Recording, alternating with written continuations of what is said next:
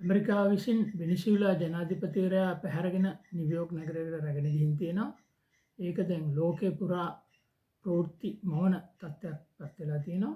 ඒ අතර අපේ නිර්මාල් රංජිත් දේවසිරි මහත්මයා වීඩියෝවක් නිකුත් කරමින් කියනවා ජවිපෙට ඇමරිකාවේ වෙනිසුලා ආක්‍රමණය හෙලා දැකීමට බැරි ඇයි වශයෙන් ඔහු වීඩියෝවක් නිකුත් කරලා ජවිපේ කලින් තිබිච්ච මේ ඇමරිකාන් විරෝධී ස්ථාවරය ඔවුන් මේ ඇමරිකන් තානාපති කාර්යාලයට ගිහිල්ලා දැන් අවුරුදු 5කට පමණ පෙර ඒ ඩොනල්ඩ් ට්‍රම්ප් ජනාධිපතිවරයාගේ පළවෙනි දුර කාලයේදී ඇමරිකාවට විරුද්ධව යම් ප්‍රකාශ කරා වෙනිසුලා සම්බන්ධයෙන්. ඉතින් ඒ තත්ත්වය අනුව දැන් ඇමරිකාවට විරුද්ධ වෙන්න බැරි ඇයි කියන එක පැහැදිලි කරමින් වීඩියෝවක් නිකුත් කරලා තිබුණා. ඊට ඒ ගැන සාකච්ඡා කරන්නට පළමුවෙන් මම කැමතියි මේ ඇමරිකාව කරපු ක්‍රියාව පිළිබඳව පොඩි සටහනක් කරන්නට. එක්සත් ජාතීන්ගේ ප්‍රඥප්තිය 2.4 වගන්තිය ව්‍යවස්ථාව අනුව ඇමරිකාව මේ කරපු දේ සාධාරණීකරණය කරන්න බෑ. ඒ ව්‍යවස්ථාවේ වගන්තිය අනුව ජාත්‍යන්තර සම්බන්ධතා උඩ කිසියම් ජාතියක භෞමික අඛණ්ඩතාවයේ දේශපාලන ස්වාධිපත්‍යයට එරෙහිව කටයුතු කරන්න බෑ තවත් රටකට. ඊට අමතරව එක්සත් ජාතීන්ගේ ප්‍රඥප්තිය 7 වෙනි පරිච්ඡේදයේ එහෙම යම් කිසි දෙයක් කටයුතු කරනවා නම් සිකියුරිටි කවුන්සිල් එකේ ආරක්ෂක මණ්ඩලයේ අනුදැනුම ඇතුව තමයි කටයුතු කරන්නට ඕන. ඉතින් මේ දේ කරලත් නැහැ ට්‍රම්ප් ජනාධිපතිවරයා. නමුත් ට්‍රම්ප් ජනාධිපතිවරයා ඔහුගේ කතාවේදී ප්‍රෙස් කොන්ෆරන්ස් එකේදී පොත්පත් සාකච්ඡාවේදී පැහැදිලිව කියනවා මීට පෙරත් ඔහු මේ වගේ වැඩ කරලා තියෙනවා. මේ උදාහරණයක් වශයෙන් ඔහු දක්වනවා ඉරානයට පහුගිය දවස්වල මේ මාස කිහිපයකට කලින් බෝම්බ දැමීම සම්බන්ධ.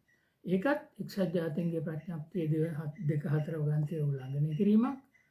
සිකියුරිටි කවුන්සිල් එකේ අවසර ගත්තේ නැහැ. අනිත් එක ඊට අමතරව මේ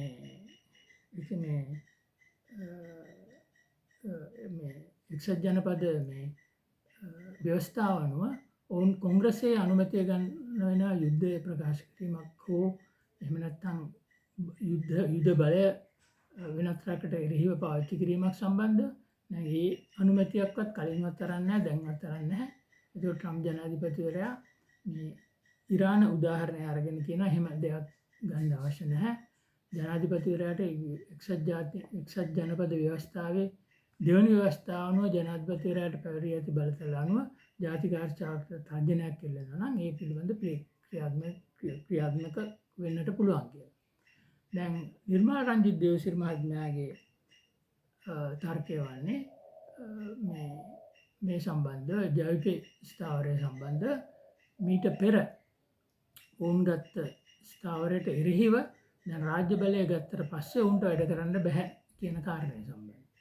දැන් මේකට මම පොඩි උදාහරණයක් ගත්තොත් රනිල් වික්‍රමසිංහ මහත්මයා ඔහු මේ අවසාන වතාවේදී ජනාධිපති වීමට පෙර ප්‍රථම යුක්‍රේන යුද්ධය ගැන විවේචනාත්මක ප්‍රකාශයක් කරා. මේ බටහිර ජාතීන්ට විශේෂයෙන්ම යුරෝපයට එරෙහිව මේක යුරෝපයේ යුද්ධයක් අපි ආසියාවේ කට්ටිය මේකට පක්ෂ වෙන්නේ නැහැ කියන කාරණය සම්බන්ධ. දැන් ජනාධිපති වුණාට පස්සෙත් ඔහු ඒ ස්ථාවරයේම තමයි හිටියේ. ඒක විවෘතව ඔහු ඒ පිළිබඳ අදහස් දක්වනවා. එතකොට යම්කිසි වගකීම් දේශපාලන පක්ෂයක් බලයට ගන්න ඉස්සෙල්ලා එක ස්ථාවරයකුත් බලයට ගත්තට පස්සේ තව ස්ථාවරයකුත් ප්‍රකාශ කරන්නට බෑ මේ විශේෂයෙන්ම විදේශ ප්‍රතිපත්තිය සම්බන්ධ. එතකොට මේ අනිත් එක තමයි නිර්මාල් රංජිත් දේවසිරි මහත්මයා ගන්න තව උදාහරණයක් තමයි ජනතා විමුක්ති පෙරමුණ පොදු දේපල මේ භාවිතය සම්බන්ධ ඔවුන්ගේ ස්ථාවරය මේ ඔවුන් සමාජවාදී ක්‍රමයක් ක්‍රියාත්මක කරන්න බලාපොරොත්තු වෙනවා. නමුත් පොදු දේපල පිළිබඳ මේ පොදු දේපල තබා ගැනීම පිළිබඳව උන්ට දැන් ඒ ආකාරයෙන් රාජ්‍ය බලය ලබා ගැනීමට රාජ්‍ය බලය ගත්තට පස්සේ කටයුතු කරන්න බැහැ කියන්නේ. ඒතර ඔවුන් මම දන්න තරමට ඔවුන් මැතිවරණ ප්‍රකාශනයේවත් කිසිම අවස්ථාවක මේ සමාජවාදී පොදු දේපල ක්‍රමයක් ගැන කතා කරලා නැහැ. අනුර කුමාර ජනාධිපතිතුමා ජනාධිපති වෙන්න කලින් ඔහු කිව්වා මේ සෝවියට් ක්‍රමය දැන් බිඳ වැටිලා තියෙනවා ඒ විදියට අපිට යන්න බෑ අපි වෙන ක්‍රමයකට යන්න ඕනේ කියලා. දැන් හැබැයි ඔවුන් මේ මැතිවරණ ප්‍රකාශනය කියලා තිබුණා IMF සමග තියෙන ගිවිසුම මේ නැවත සමාලෝචනය කරන බව DSA සම්බන්ධයෙන්. හැබැයි ඒක කරන්නේ නැතුව ඔවුන් මේ වැඩපිළිවෙල දිගටම කරන් යනවා. අපි ඒකට පක්ෂයි. මේ පොරොන්දුව කඩ කරන්න කියලා තමයි අපි ඒ දවස්වලත් කිව්වේ. මේ වැඩපිළිවෙලට මේ දැන් කරගෙන යන වැඩපිළිවෙල IMF ගිවිසුම සම්බන්ධ කරගෙන යන වැඩපිළිවෙල රටට හිත කරයි. ඒ වැඩපිළිවෙලට ඉරෙහිවන පාර්ශවයන්ට ඉරෙහිව අපි ආණ්ඩුව ආරක්ෂා කළ යුතුයි කියන මතය තමයි අපි. අනිත් එක ඔහු දක්වනවා මේ තවත් උදාහරණයක් මහින්ද රාජපක්ෂ මහත්මයා ජනාධිපති වෙලා ඉන්න කාලේ ඊට ජනාධිපති වෙන්න පෙර ඔහු හැමදාම පලස්තීන විමුක්ති සංවිධානයට පක්ෂ ස්ථාවරයක් ගත්තා. මේ හැබැයි ජනාධිපති වුණාට පස්සේ ඔහුට ඊශ්‍රායලය සමග ගනුදෙනු කරන්න සිද්ධ වුණා කියලා. එහෙම තමයි. දැන් ඒක මේ ජනතා විමුක්ති පෙරමුණ ඒකයාවට සමාන කරන්න බෑ. දැන් තව වෙනත් උදාහරණයක් ගත්තොත් එහෙම රනිල් වික්‍රමසිංහ මහත්මයාගේ ඔහු මේ ජනාධිපතිවරයා වුණාට පස්සේ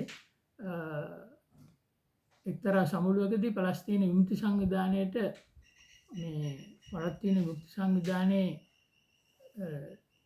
පක්ෂව අදහස් ප්‍රකාශ කරා. ඒ කියන්නේ දැන් එක්සත් ජාතීන්ගේ සංවිධානය විසින් පිළිඅරගෙන තියෙනවා ඊශ්‍රායලය සහ පලස්තීන විමුක්ති සංවිධානයේ රාජ්‍ය දෙකක් වශයෙන් පැවතිය යුතුයි කියලා.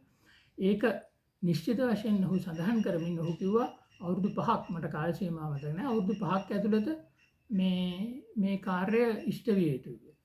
හැබැයි ඒ එක්කම දැන් හූති සටන්කාමීන් සුවසල හරහා ගමන් කරන නැව්වලට පහර දෙන අවස්ථාවේදී ඇමරිකන් හමුදාව තමුන්ගේ නාවික යාත්‍රා යොදවලා තිබුණා. ඒට විරුද්ධ හූති සටන්කාමීන්ට විරුද්ධව කටයුතු කරන්න. නමුත් රනිල් වික්‍රමසිංහ මහත්මයා ඒ ඇමරිකන් හමුදාවට ආධාර වශයෙන් මෙහි ලංකාවෙන් නැවක් යවුවා.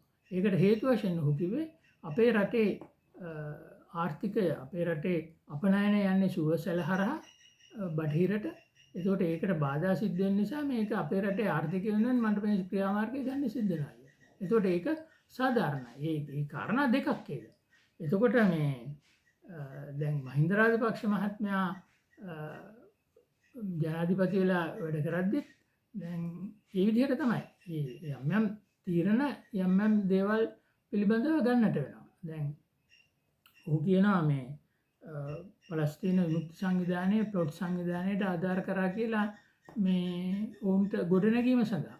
ඒකම අපිට තොරතුරු තියෙනවා ඊශ්‍රායලය අපිට ආධාර කරා තමයි යුද්ධයේදී ශ්‍රී ලංකාවට.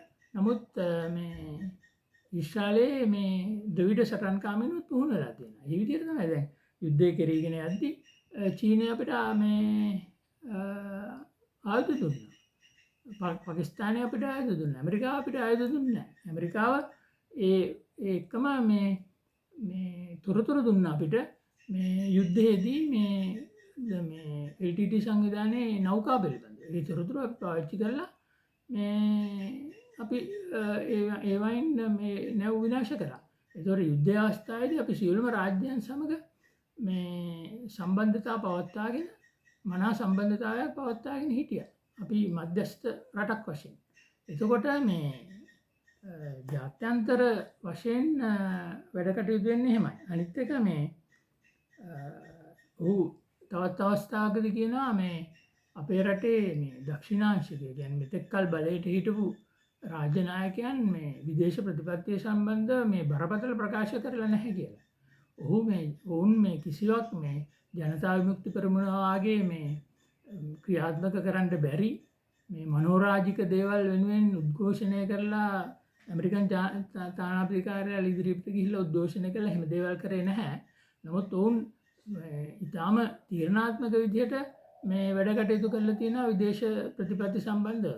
උන් තරම් උදාහරණයක් දැන් සර් ජෝන් කොතලාවලගේ කාලේ ඉඳන් ගත්තත් ඔහු මේ බැන්ඩුන් සමුළුවේදී විවිධ වශයෙන් මේ විවිධ පාර්ශ්වයකින් ඔහු වේතනයට ලක් වුණා. නමුත් ඔහු එක්තරා ස්ථාවරයක් අරගෙන ඒ විදිහට වැඩ කරා. බණ්ඩාරනායක මැතිනිය ගත්තොත් එහෙම කීර්තිමත් රාජනායිකාවක් විදේශ ප්‍රතිපත්තිය සම්බන්ධයෙන් එතුමියගේ අනිත් කටයුතු ගැන ආර්ථික කටයුතු ගැන අපිට එකඟ වෙන්න බෑ. නමුත් විදේශ ප්‍රතිපත්තිය සම්බන්ධයෙන් ඉතාම කීර්තිමත් විදිහට එතුමිය වැඩ කරලා තියෙනවා. දැන් රනිල් වික්‍රමසිංහ මහත්මයා ගත්තත් ඔහුගේ ස්ථාවරය ඉතාම මේ පැහැදිලි විදියට නොයෙක් තැන්වලදී කියලා ඒ අනුව කටයුතු කරලා තියෙනවා. එතකොට මේ ජනතා විමුක්ති පෙරමුණේ වැඩේ ඇවිල්ලා ඔවුන් කරන්න බැරි දේවල් තමයි මේ විදේශ ප්‍රතිපත්තිය ගැන විතරක් නෙවෙයි අනිත් හැම අවස්ථාවකදීම ඔවුන් කරන්න බැරි දේවල් තමයි ඔවුන් මේ ප්‍රකාශයට පත් කරලා තියෙන්නේ. හැබැයි මේ ආර්ථිකය වගේ කාරණා සම්බන්ධයෙන් ඔවුන් දැන් යන මාර්ගයට අපි සම්පූර්ණ සහයෝගය දෙනවා. තවත් නොයෙක් දේවල් කරන්න තියෙනවා. නමුත් රාජ්‍ය මූල්‍ය ශක්තිමත් කිරීම කියන නිශ්චිත කාරණේදී අපි ඔවුන්ට සහයෝගය දෙනවා. එතකොට මේ වෙනිසුලානු ප්‍රශ්නය සම්බන්ධයෙන් මම නම් හිතන්නේ වර්තමාන ජනාධිපතිවරයා මේ ඇමරිකාවට විරුද්ධ ප්‍රකාශයක් කරයි කියලා. මොකද ඔහු මේ ටික දවසකට උඩදී නිවුස්වීක් සමග සමුග සාකච්ඡාවකදී කියා සිටියා අපි ඇමරිකාවේ ඒජන්තවරයෙක් වශයෙන් ඇමරිකාවේ පාර්ට්නර් කෙනෙක් වශයෙන් වැඩ කරන්නට මේ ලෑස්ති වෙනවා. එතකොට ඒ නිසා තමන්ගේ වැඩපිළිවෙල යන විදිහට මම නම් හිතන්නේ ඔවුන් මේ බරපතල ප්‍රකාශයක් කරයි කියලා. හැබැයි අපේ රාජ්‍ය නායකවරු මේ විවිධ අවස්ථාවලදී ගන්න ඕන තීරණ මේ නිශ්චිත තීරණ අරගෙන තියෙන අපි නොබැඳි රටක් ඒ ආශ්‍රයෙන් අපේ රට මේ තීරණ අරගෙන ඒවා ක්‍රියාත්මක කරපු රටක් විදිහට මම කියන්නට කැමතියි. බොහොම ස්තුතියි.